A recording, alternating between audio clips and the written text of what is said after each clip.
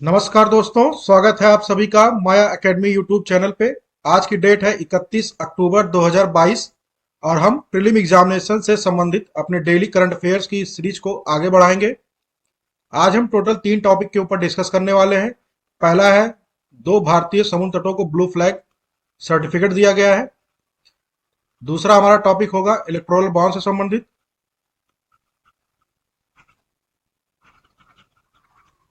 और तीसरा हमारा टॉपिक होगा फर्स्ट कॉन्स्टिट्यूशन अमेंडमेंट से संबंधित। ठीक है, प्रथम संविधान संशोधन से संबंधित। तो चलिए पहले आर्टिकल को हम डिस्कस करते हैं, ब्लू फ्लैग। देखिए, अभी दो भारतीय समुद्र तटों को ब्लू फ्लैग दिया गया है। ठीक है, ये किसके द्वारा दिया जाता है? तो फाउंडेशन फॉर इन्वायरमेंटल एजुकेशन के द्वारा दिया जाता है। ये डेनमार्क की एक संस्था है। ठीक है, उसके द्वारा ब्लू फ्लैग सर्टिफिकेट दिया जाता है समुद्र तटों को। देखते हैं कौन कौन से दो समुद्र तट हैं। तो एक लक्षद्वीप के ही दोनों हैं, जिसमें एक है मिनिकॉय थुंडी, ये देख लीजिए आप मैप के थ्रू। ये है मिनिकॉय आइलैंड लक्षद्वीप का। ठीक है, और दूसरा है हमारा कदमत आइलैंड।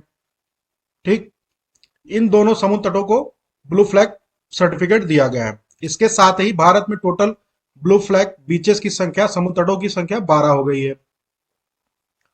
ठीक है, अब देखते हैं इन दोनों को दिया क्यों गया है।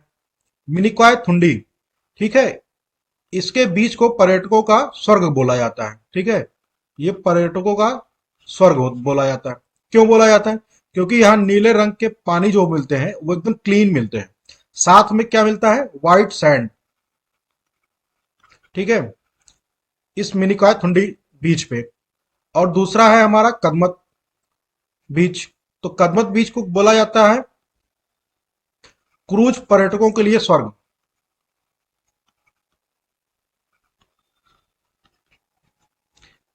कदमत बीच को बोला जाता है क्रूज पर्यटकों के लिए स्वर्ग। ठीक है, यहाँ कदमत बीच के पास ही होता है आपका वाटर गेमिंग होता है यहाँ। अब आगे देखते हैं, इन दोनों के अलावा जो 10 बीचेस हैं जिनको ब्लू फ्लैग सर्टिफिकेट दिया गया वो कौन कौन से हैं? पहला है हमारा कप्पड़, जो केरल में है बीच। घोघला, ये दीव में है, दमन दीव में जो दीव आइलैंड है वहां पे है। रुसिकोंडा आंध्र प्रदेश का बीच है। राधानगर अंडमान एवं निकोबार द्वीप समूह के भी। वहीं ईडन पांडिचेरी में है। शिवराजपुर गुजरात में स्थित है। कैसरगौड़ और पांडुबिद्री कर्नाटक में स्थित है। गोल्डन बीच उड़ीसा में है। कोवलम तमिलनाडु में है। तो ये है आपके 10 समुद्र तट जिसको ब्लू फ्लैग सर्टिफिकेट दिया गया है। किसके द्वारा? फाउंडेशन फॉर इन्वायरमेंटल एजुकेशन के द्वारा। ठीक है, फिर से देख लीजिए। कप्पड़ केरल में, घोघला दीव, रुसिकोंडा आंध्र प्रदेश, राधानगर बीच अंडमान एवं निकोबार द्वीप समूह, ईडन बीच पांडुचेरी, शिवराजपुर बीच गुजरात, कैसरगौड़ और पादुबिंद्री कर्नाटक में स्थित है। गोल्डन उड़ीसा में स्थित है और कोवलम बीच तमिलनाडु में स्थित है। ठीक है, अब देखते हैं कि इन जो दो भारतीय समुद्र तटों को ब्लू फ्लैग सर्टिफिकेट दिया गया है उसके मानदंड कौन कौन से हैं, किस पैरामीटर के बेस पे सर्टिफिकेट दिया जाता है। तो देखिए, टोटल 33 पैरामीटर है जिसको 4 प्रमुख भागों में विभाजित कर दिया जाता है। वो 4 प्रमुख भाग कौन कौन से हैं? पहला है पर्यावरण शिक्षा एवं सूचना। दूसरा है नहाने के पानी की गुणवत्ता। तीसरा है पर्यावरण प्रबंधन। और चौथा है समुद्र तटों में संरक्षण और सुरक्षा सेवाएं। ठीक है, तो ये है हमारा ब्लू फ्लैग सर्टिफिकेट से संबंधित। आगे है हमारा इलेक्टोरल बॉन्ड से संबंधित। तो देखिए, चर्चा का विषय क्यों है? क्योंकि अभी एसबीआई ने आरटीआई यानी राइट टू इंफॉर्मेशन के जवाब में कहा कि सरकार ने हाल ही में 1 करोड़ रुपए के 10,000 चुनावी बॉन्ड क्या किए? मुद्रित किए, मतलब प्रिंट किए हैं। ठीक है, तो देखते हैं आगे। देखिए, इलेक्टोरल बॉन्ड होता क्या है? तो इसको भारतीय स्टेट बैंक, सिर्फ और सिर्फ भारतीय स्टेट बैंक इलेक्टोरल बॉन्ड को जारी करता है। किस लिए? राजनीतिक पार्टियों को, पॉलिटिकल पार्टी को पॉलिटिकल पार्टीज को क्या करने के लिए, फंड देने के लिए, चुनावी चंदा देने के लिए केवल भारतीय स्टेट बैंक के द्वारा ही जारी किया जाता है और उसको भुनाया जा सकता है। यदि आपको किसी पॉलिटिकल पार्टी को चंदा देना है तो आप जाएंगे एसबीआई बैंक में, ठीक है, वहां से आप इलेक्टोरल बॉन्ड खरीदेंगे, आपके नाम को गुप्त रखा जाता है और वहां से आप इलेक्टोरल बॉन्ड खरीदने के बाद आप उस बॉन्ड को देते हैं पॉलिटिकल पार्टीज को, जिसको भी आप देना चाहते हैं।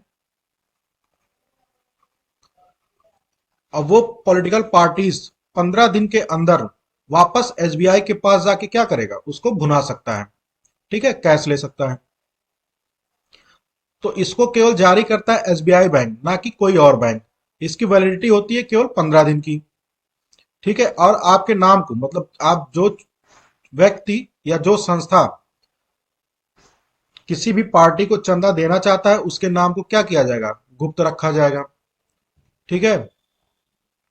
अब आगे देखते हैं। देखिए, ये केवल एक पात्र पार्टी के द्वारा बैंक के साथ बनाए गए अपने नामित खाते में जमा करके भुनाया जा सकता है। एसबीआई कितने कितने रुपए के इलेक्टोरल बॉन्ड जारी करता है, 1,000 रुपए के, 10,000 रुपए के, 1,00,000 रुपए के और 10,00,000 रुपए के और 1 करोड़ रुपए के मूल्य वर्ग के बॉन्ड जारी कर सकता है, ठीक है। इलेक्टोरल बॉन्ड लाया कब गया था, तो 2017 में लाया गया था। उस टाइम हमारे जो वित्त मंत्री थे वो थे श्री अरुण जेटली जी।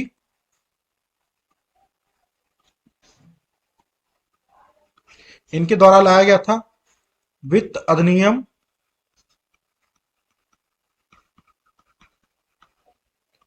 2017 के माध्यम से।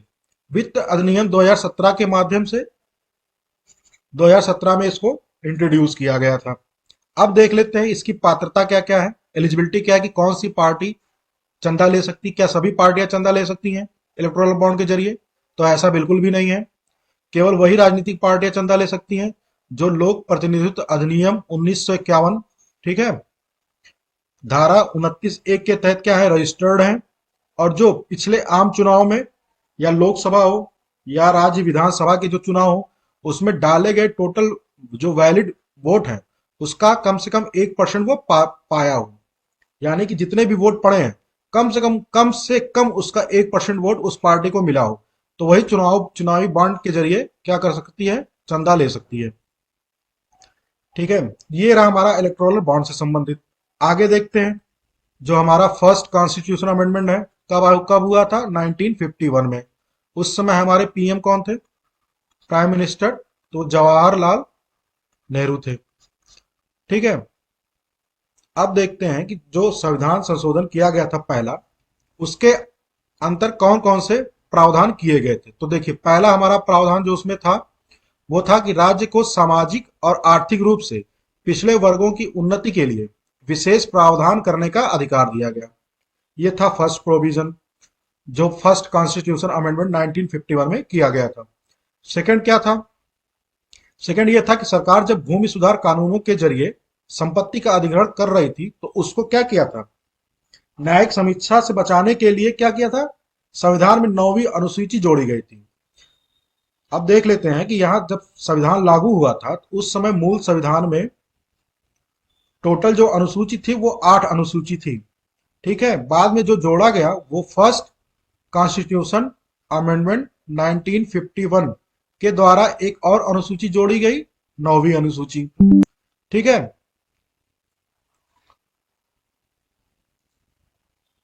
सॉरी, 9वीं अनुसूची जोड़ी गई।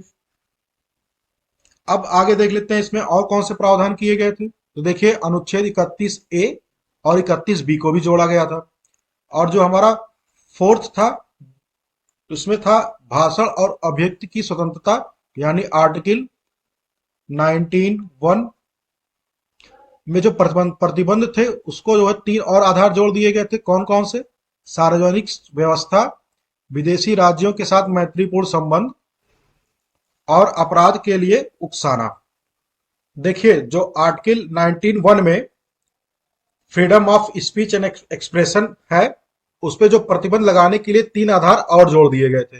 वो आधार कौन कौन से थे, फिर से देख लीजिए, सार्वजनिक व्यवस्था, विदेशी राज्यों के साथ मैत्रीपूर्ण संबंध, और तीसरा क्या था, अपराध के लिए उकसाना।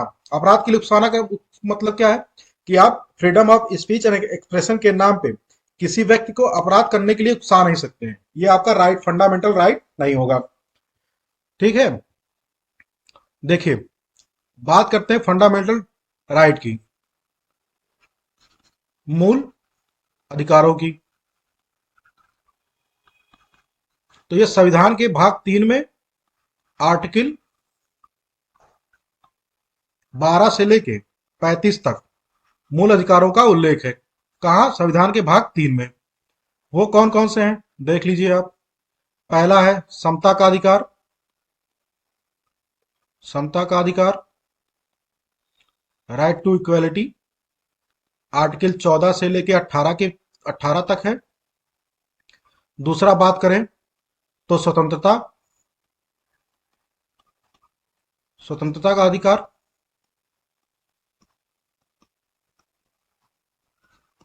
तो यह है 19 से लेके 22 तक। ठीक है, तीसरा है हमारा शोषण के विरुद्ध अधिकार,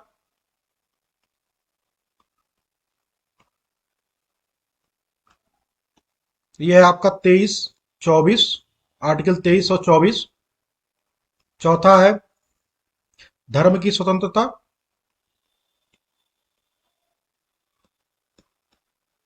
धर्म की स्वतंत्रता का अधिकार किसमें दिया गया है, तो आर्टिकल 25 से 28 तक, 25 से 28 तक। ठीक है, और बात करें संस्कृति एवं शिक्षा संबंधी जो स्वतंत्रताएं दी गई हैं, शिक्षा संबंधी जो स्वतंत्रता दी गई है वो आर्टिकल 29 और 30 है, 29, 30। वहीं बात करें छठे संवैधानिक उपचारों का अधिकार,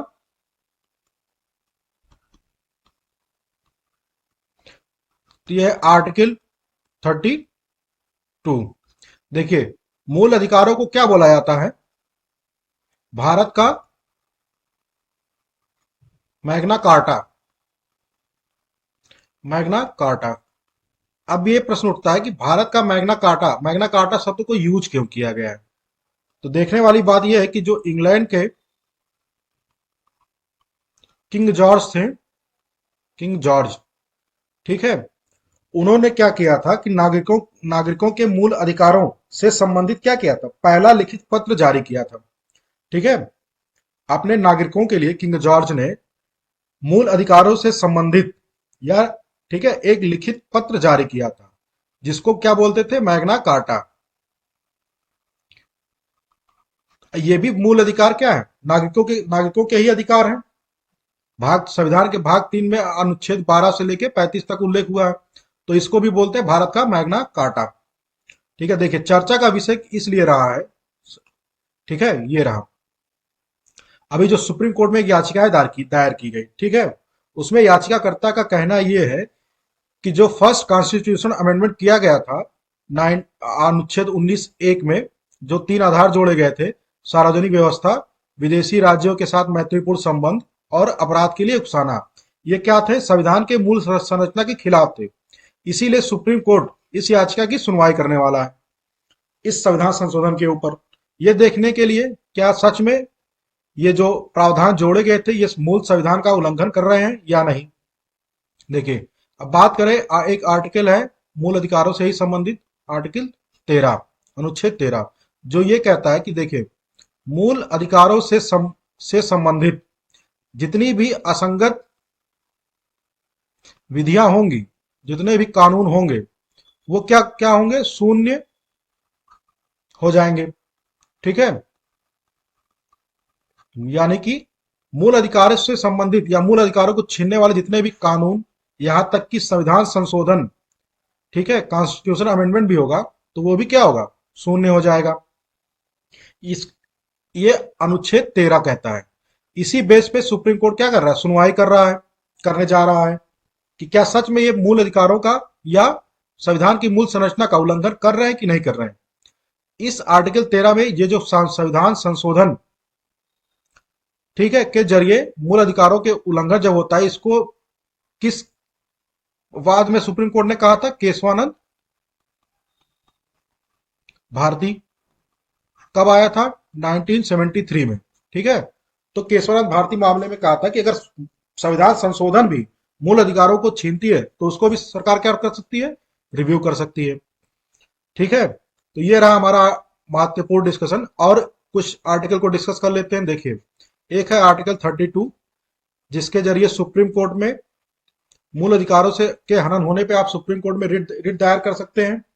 ठीक है, वहीं अगर हाई कोर्ट जाना है आपको, तो आर्टिकल 226 226 के तहत सुप्रीम कोर्ट जा सकते हैं। कब? जब मूल अधिकारों का हनन हो रहा हो। देखिए, दोनों में अंतर क्या है? 32 और 226, इन दोनों में मुख्य अंतर यह है कि सुप्रीम कोर्ट अनिवार्यता मूल अधिकारों के हनन होने पे अनिवार्यता क्या करेगी? सुनवाई करेगी। जबकि हाई कोर्ट, ठीक है, हाई कोर्ट ऐसा करने के लिए बाध्य नहीं है। उसका मन करेगा तो सुनवाई करेगा, अगर उसको लगता है हनन हो रहा है तो सुनवाई करेगा, और अगर हाई कोर्ट को लगता है नहीं हो रहा है तो सुनवाई नहीं भी कर सकता है।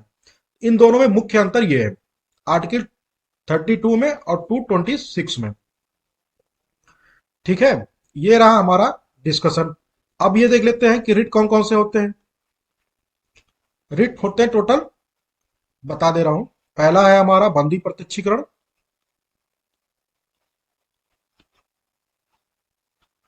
दूसरा है परमादेश, तीसरा है प्रतिषेध, चौथा है उत्प्रेषण, पांचवा है अधिकार परीक्षा। ठीक है, टोटल 5 रिट होते हैं। बंदी प्रत्यक्षीकरण, परमादेश, प्रतिषेध, उत्प्रेषण और अधिकार प्रेक्षा। तो ये रहा हमारा कुछ महत्वपूर्ण डिस्कशन। आगे एक पॉइंट और डिस्कस कर लेते हैं। देखिए, अभी 30 अक्टूबर 2022 यानी कल के दिन प्रधानमंत्री नरेंद्र मोदी के द्वारा भारतीय वायुसेना के लिए C-295 मालवाहक विमानों के निर्माण संयंत्र की आधारशिला कहां रखी गई? वडोदरा, गुजरात में। ठीक है, कहां रखी गई है? किसके द्वारा रखी गई है? प्रधानमंत्री के द्वारा, पीएम के द्वारा। कब रखी गई? डेट भी देख लीजिए, 30 अक्टूबर 2022। कि कौन सा मालवाहक विमान है? तो वो है C-295, C-295। ये मालवाहक विमान है भारतीय वायुसेना के लिए। उसके मैन्युफैक्चरिंग यूनिट की आधारशिला रखी गई है वडोदरा, गुजरात में। इसका निर्माण कौन कौन करेगा? तो आप ये भी देख लीजिए। ये जो मालवाहक विमान है, इसका निर्माण 2 लोग मिलकर करेंगे। कौन कौन से? एक है एयरबस, यूरोपीय कंपनी है। ठीक है, दूसरा भारतीय कंपनी कौन है? टाटा ग्रुप। टाटा ग्रुप के द्वारा इसका निर्माण होगा। इन दोनों ने टोटल 22,000 करोड़ रुपए का क्या किया? इन्वेस्टमेंट किया है, मैन्युफैक्चरिंग यूनिट लगाया। कहां? वडोदरा, गुजरात में। ठीक है, एक और पॉइंट डिस्कस कर लेते हैं, इससे ही रिलेटेड पॉइंट है जो आपके एग्जाम के लिए इंपॉर्टेंट हो सकता है। वो ये है कि देखिए, सरकार का लक्ष्य जो है ना, 2025 तक रक्षा क्षेत्र में टोटल 25 अरब डॉलर का निवेश करना। ठीक है, इतना इन्वेस्टमेंट सरकार करना चाहती है 2025 तक, ये उसका टारगेट है। दूसरा टारगेट क्या है? कि जो हमारा डिफेंस एक्सपोर्ट होगा, रक्षा निर्यात जो होगा, वो 2025 तक कितना कर सरकार का लक्ष्य है? 5 अरब डॉलर। 5 अरब डॉलर का सरकार निर्यात करना चाहती है। ठीक है, और एक पॉइंट देख लेते हैं। वो ये है कि डिफेंस कॉरिडोर कहां कहां है? डिफेंस कॉरिडोर, ठीक है, किस राज्य में है? तो एक है उत्तर प्रदेश में, यूपी में, दूसरा है तमिलनाडु में। ठीक है, तो डिफेंस कॉरिडोर 2 राज्यों में है, उत्तर प्रदेश, तमिलनाडु में। सरकार का लक्ष्य क्या है डिफेंस के क्षेत्र में, रक्षा के क्षेत्र में? 2025 तक। देखिए, 2025 है तो 25 अरब डॉलर का क्या करना चाहती है सरकार? निवेश करना चाहती है। वही रक्षा निर्यात कितना करना चाहती है 2025 तक? तो 5 अरब डॉलर का। तो ये रहा हमारा आज का पूरा डिस्कशन।